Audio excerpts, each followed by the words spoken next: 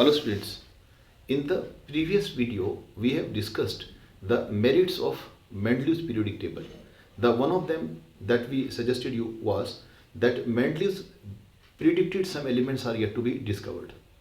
By leaving blank spaces into the periodic table, he said there are some elements which are yet to be discovered. Another point that he suggested was that he predicted the chemical properties of the elements which were yet to be discovered, and to our astonishment they were found precisely the same or very close to the predicted values when actually these elements were discovered. And third point was, when all the noble gases were discovered, they could be accommodated just in one group without disturbing the arrangement of other elements in the periodic table, which means only this, that already his distribution of elements into the periodic table was logical. And now 2 points that I want to add here are number one, I want to tell that by distributing elements into the periodic table, what he did is 7 periods and 8 groups he distributed or he arranged elements into, and he made the study of these elements very systematic. Before him the efforts were definitely made, but not at this scale. So he made the study of elements very systematic by arranging them into 7 periods and 8 groups.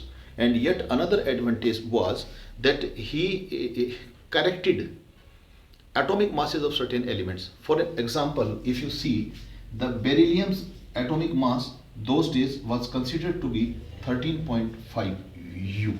And why it was considered to be 13.5 U? That the reason was because its equivalent mass is 4.5 and its valency was considered to be 3, and though this was considered wrongly, so this became 13.5, and with this atomic mass being 13.5 was supposed to find a place between carbon and nitrogen. Mass of carbon is 12 and mass of nitrogen is 14, so beryllium was to find a place here, 13.5.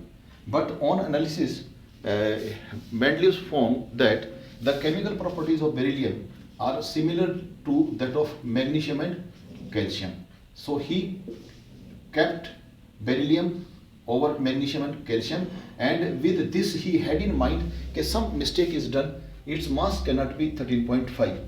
So then he found that the valency, which was wrongly considered to be 3, is actually 2. So mass of this element was found to be 9. Now it is taken as 9. On the basis of this very calculation, he corrected chemical atomic masses of so many elements. Now we will see the demerits. Number one demerit was he could not explain position of isotopes. Position of isotopes. Let me discuss it in detail. See, isotopes are atoms of same element, 6, 6, 6, 12, 13 and 14. These are atoms of same element that have same atomic number but different mass numbers. And 2 criteria that Mendeleev used, one of them was, if I happen to come across elements whose atomic masses are different, then I will arrange them one after another in the increasing order of their atomic mass. Another criteria that he said is, if I happen to come across elements having similar chemical properties, I will arrange them one over another in a group. Now at least when you, if he arranged these atoms of carbon in this fashion, 12, 13, 14, one after another in a period, we could definitely ask, why have you not kept them one over another when the chemical properties are similar? And if he would have kept them one over another because of their similar chemical properties, obviously we could question him once their mass numbers are different, and you said you will arrange elements in the increasing order of their atomic masses, so why you have not arranged them one after another? So we can say he could not explain position of isotopes. The second one was he could not explain position or he could not give a satisfactory position to hydrogen. So we can take this point as position of hydrogen, and this was because NaCl and HCl Na2O and S2O, Na2S and S2S. See, this could be told like this, that formula of chloride, oxide and sulfide of hydrogen and sodium, which is one of the alkali metal, is exactly the same. Or you can say alkali metals, one of them is sodium, and so alkali metals reacted with chlorine, oxygen and sulfur in the similar fashion as hydrogen reacts. So definitely some properties of hydrogen must resemble, or they are supposed to be similar to that of alkali metals. And another point that we could do is hydrogen is diatomic. Also chlorine, bromine, iodine, these are halogens and they are diatomic. Diatomic molecules are those molecules in the one molecule of that they have two atoms. So some chemical properties of hydrogen are supposed to match halogens because they are also diatomic molecule, and here this is also diatomic molecule. Yet another property of the hydrogen that resembles halogens is, if I write hydrogen plus I write metal and I write halogens plus metals, we have ionic compounds formed. Ionic compounds. So hydrogen when reacts with metals, halogens when react with metal, both of them produce ionic compounds. So some property for hydrogen and halogen must be similar. Then another thing that I want to say, okay, this time I will write here, instead of metal I will write non-metal. Here also I will make it non-metal, and this time they will form covalent compounds. Covalent compounds. So some hydrogen when reacts with non-metal makes covalent compounds. Halogens when react with non-metals also form covalent compounds. So some properties of hydrogen and halogen are supposed to be similar.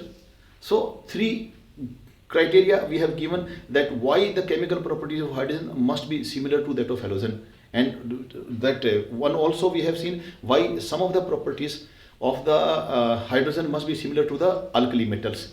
Alkali metals are in the first group, halogens are in the 70th group. So where to keep hydrogen? So we could argue that hydrogen could not be given a satisfactory position. Then another point that we want to discuss here is wrong order of atomic masses of certain elements. See, cobalt and nickel. Mass of cobalt was 58.9 U and it was 58.7 U. And here was rhodium and iridium, and before this was palladium and platinum. See, according to Mendeleev, he said that I will arrange elements in the increasing order of their atomic masses. So cobalt was to find a place after nickel because the mass of cobalt is greater, but he also said that I will ensure that those elements whose chemical properties are found to be similar by me, I will arrange them one over another.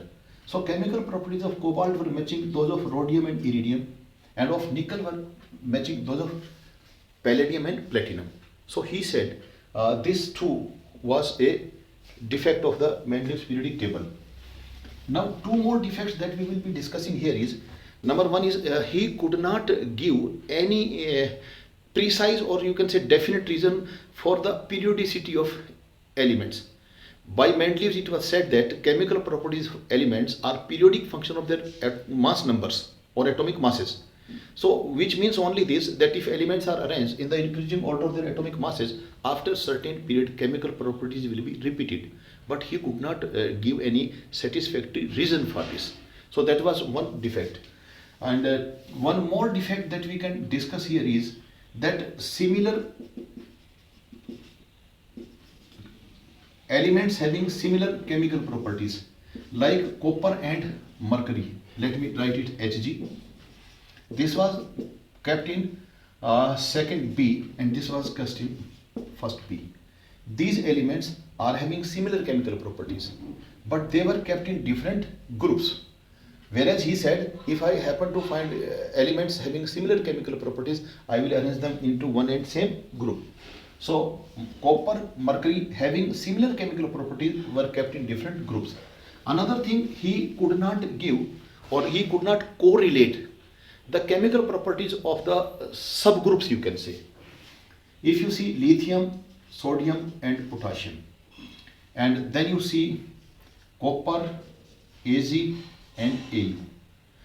They were kept in first A and they were kept in first B.